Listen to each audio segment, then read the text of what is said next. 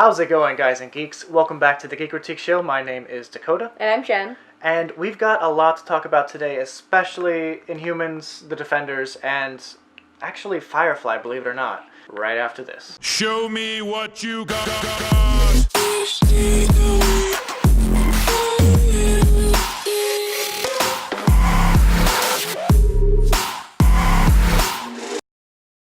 So ABC has just released a new poster for the upcoming Inhumans show, which will be airing September 29th, and it previously aired in IMAX to really poor reviews and didn't make a lot of money at all. Now they are calling it the complete series. See the complete series starting September 29th, which kind of bodes very terribly for what this show is trying to, relay. That it's the start of a brand new series for Marvel, and Luna keeps dropping her toy. It seems like we're not getting any more than the 8-episode miniseries that Inhumans is, gonna be showing off. It just sucks because we didn't watch the IMAX thing just because I'm not going to spend a crazy amount of money to go see an IMAX movie. Not crazy amount, but I'm not going to spend money to go see an IMAX movie of something that, clearly is getting terrible reviews. I think that's kind of what happened, amongst everyone. And it's just so sad to me, you see these actors that they thought they signed up for, the lottery. Everything that Marvel had done prior to this was successful. And now you have this happen, and it just tanks. Yeah. Tanks, and it's embarrassing. It's just embarrassingly tanked. It's just the worst. Even the first images that came out just looked bad. The trailers, they looked bland. And the show I had hope, though, and everybody made fun of me. And they were all right. Everyone who made fun of me was right. Ow! And Luna's right, too.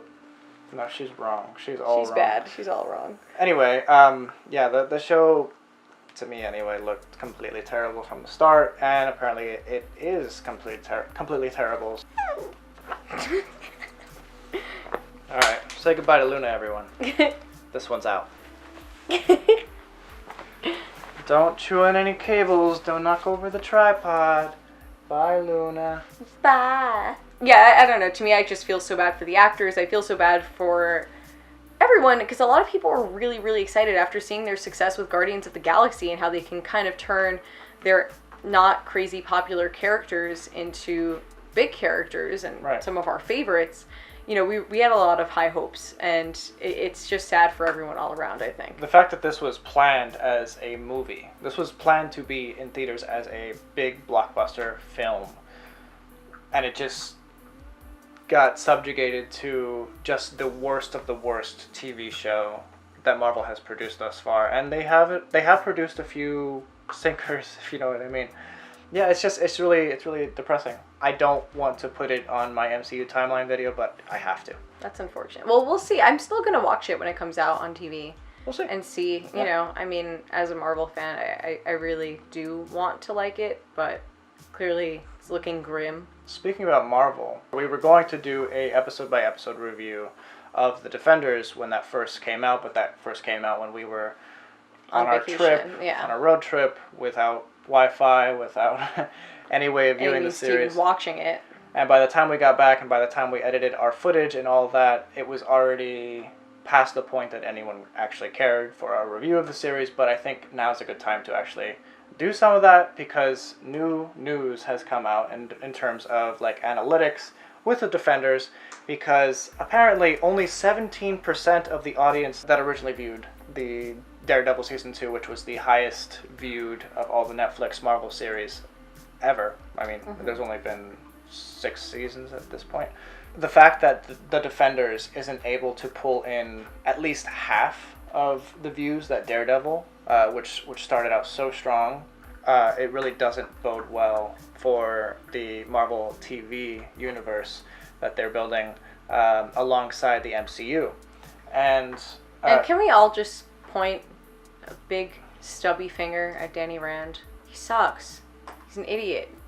I'm sorry, and I know one of my good friends is that's actually her favorite of the Marvel characters, so I feel kind of bad. But in Defenders, he was literally the bane of the Defenders' existence. I don't think that the Defenders was that awful. you know what I mean, to get half the ratings, literally half the ratings of Daredevil season 2, there was a lot of potential lost. A lot of great actors. Now the other series, Jessica Jones, Luke Cage, and Iron Fist, now they also didn't perform nearly as well as Daredevil season 2, which again was the highest peak of all the Netflix Marvel shows. Luna, no biting the carpet. And what's frustrating to me is Jessica Jones is my favorite.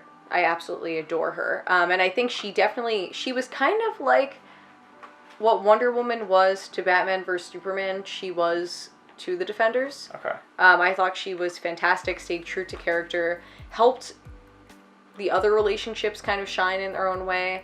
I thought she was just absolutely fantastic in this series. And I really liked the dynamics between her and Matt Murdock. I thought the characters all stayed true to themselves, including Danny Rand, the big baboon.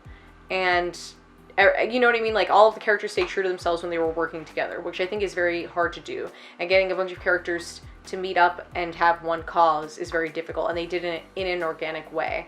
But I almost felt like the focus was far too much. Oh.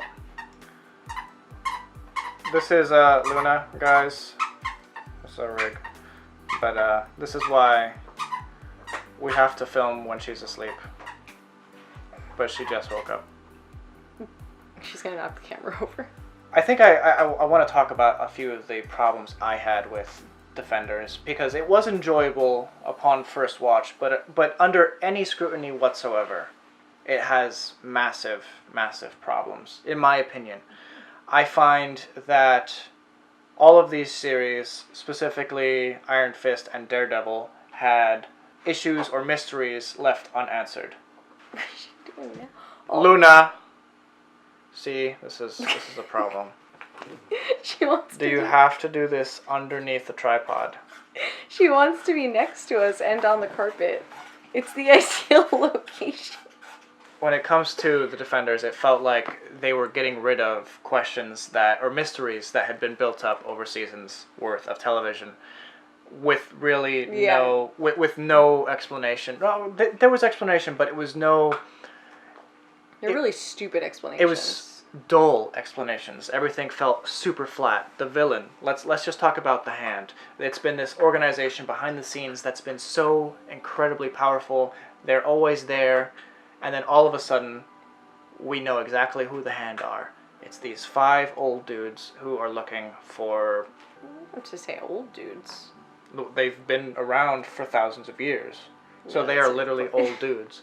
Sorry, spoiler alert. If you guys haven't seen The Defenders, honestly, skip it. I would not say skip it. I don't think it's skip-worthy. It's a game of cat and mouse with the villains. All 8 episodes. They meet the Defenders on and off. They warn them a few times.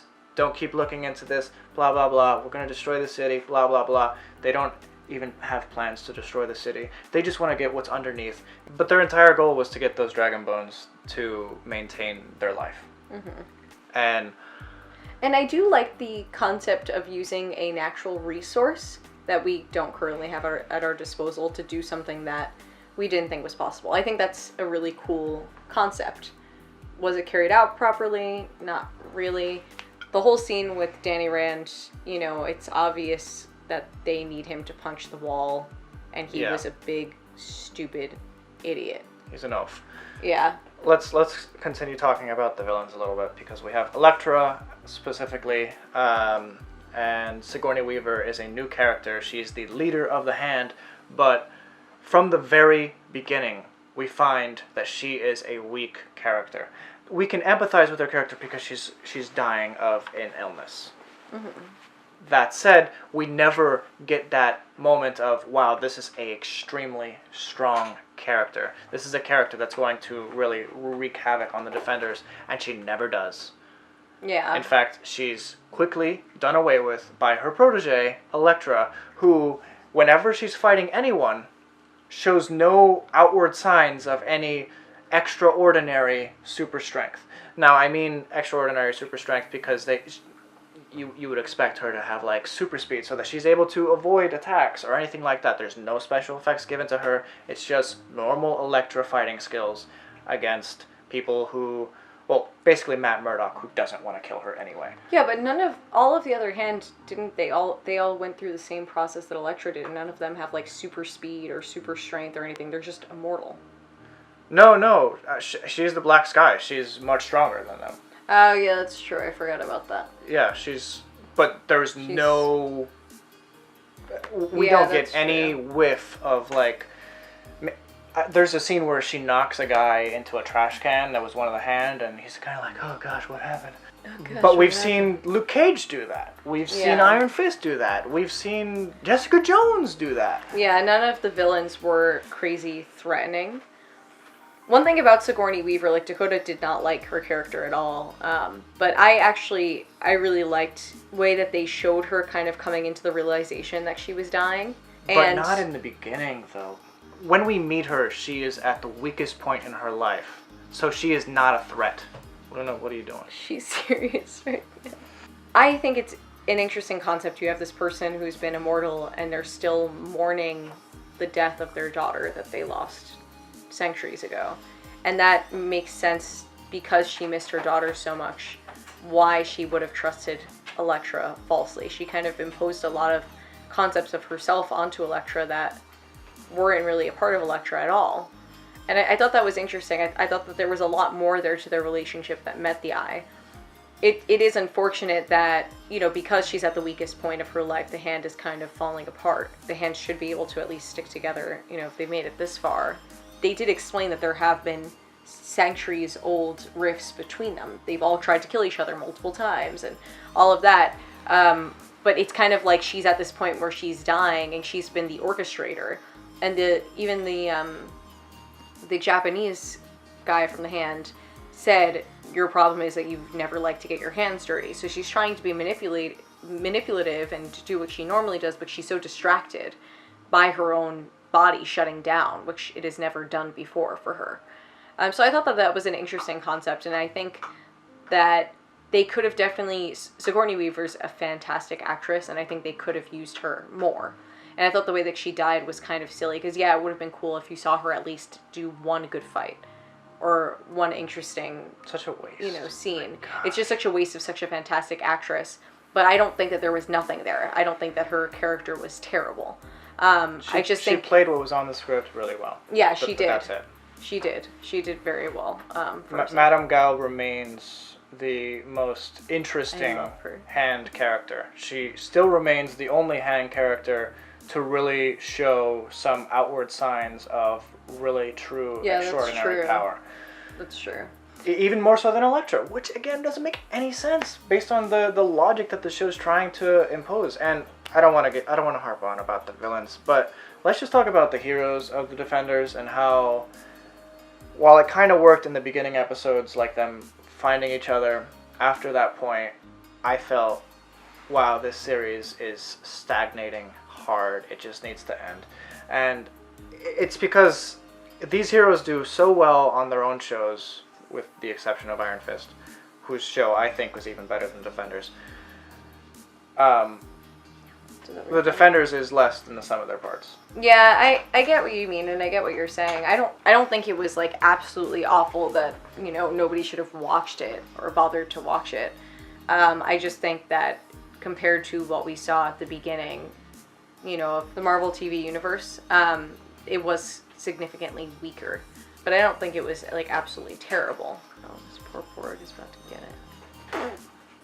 Luna. Dakota and I clearly have our differences on the Defenders as a whole. I did not hate it as much as he seems to. And I do think that people should have watched it. You know, more people should have watched it. I think it's really cool bringing all the characters together and seeing the way that they work together. But that's the only thing that's cool about it. If you're more into the action scenes and the plot, which are both very crucial. And two, I was a little disappointed that we never saw Danny Rand like really show his fighting skills in a great way. Like he always kind of was able to do like exactly what his girlfriend was able to do. Like he never, besides he would be like an okay fighter and then he would pull out the fist and then that's how he would solve all of his problems. But without the fist, Danny Rand is kind of like a little rich boy. I think with the news that this is like the least viewed series of them all, and seeing as how this was probably the hardest to work out, this doesn't bode well for future Defenders seasons, unless they can really pull out another really interesting mystery or sideline. And you feel bad for Marvel because this is like it's kind of like a double whammy right after Iron Fist, which was almost critically panned. Yeah, exactly. So it just kind of sucks that they've been doing so well, and it's just at least none of their movies have tanked so far, but they do need to they need to step it back up to the quality that they had initially. Right. Well, Marvel TV and Marvel Studios are two different entities entirely at this point. And I'm wondering if the fact that these TV shows are starting to fail is going to be the kind of catalyst to finally push these two things entirely apart. Yeah, that's true. But because we were kind of clamoring to see our favorite TV show characters in the movies. And the Avengers, yeah. But I don't know, it's not looking too good. Yeah. On a lighter note, this past week saw the 15th anniversary of probably one of the most beloved cult classic sci-fi shows of all time, Joss Whedon's Firefly, which featured Nathan Fillion as the main character, Captain Mal Reynolds. Jen, you only recently watched Firefly and Serenity in its full, probably about 2 years ago, for the first time, and you instantly loved it, and you understood immediately why this was such a cult classic show. And I love the movie too. I didn't like the movie as much because it was kind of like this is the end of all these different storylines, and but not everything ended perfectly. That's the thing. That's what I liked about it. Right. It's not like everything wrapped up so nice and pretty. Interestingly, Nathan Fillion posted a picture on Instagram with him and Joss Whedon, and he kind of waxed poetic about how Firefly has shaped and changed his life for good and for the rest of his life, pretty much. But he ended it on a really interesting note that I don't see anywhere else really talking about. He says, "For those of you in the fold, a knowing nod between us. For those that are not, we'll see you soon enough." This can be taken two ways, but the initial way I took it was, is he hinting at a possible reunion? And the cast, the crew, Joss Whedon, they've all kind of said, like, it's just physically not possible with everyone's changing careers, changing schedules. To bring a show back after 15 years, you're not likely to strike gold again, the way that the first season did. And the second way I can think to take that is potentially that those in the fold are those that have watched Firefly in the past, and those who are not will watch soon enough. Yeah, we'll watch it soon enough. The problem with that is that, like we said before, Firefly is a classic. As soon as I started getting into sci-fi, everyone was like, you have to watch Firefly. You just have to. You have to. So to say in the fold, like, we all haven't watched Firefly, we'll see you soon enough. It's 15 years later. It does sound like a cheeky way of hinting at something that could be taken another way. So I wonder if there is a secret fold that he's talking about, a secret few who know what he's talking about, a knowing nod. And I wonder if we are the ones, we're the browncoats who will have to, we'll see you soon enough, Yeah. It's just interesting wording, and I want to know what you guys think. Yeah, because we were even reading through the comments section on the image, and only a couple of people thought the way that we're thinking. So maybe we're wrong. And that raises the question, like, is it a good idea to bring Firefly back? And I think that's something that we want to kind of dive into in another video. Yeah, and we want to talk about and discuss with you guys and see your thoughts. Yeah. So leave us your thoughts and questions, and we'll get back to you. Yeah. Speaking about all this Marvel news, this Marvel TV news, have you guys ever wondered how everything fits in chronologically? Definitely check this video out right here. It took me ages to come up with. It's complete up until the Inhumans. I haven't put that in there yet. So I will plan to do that very soon, probably just after Thor Ragnarok comes out, but definitely check that out. Anyway, guys, thank you so much. Have a good one. Bye. Bye.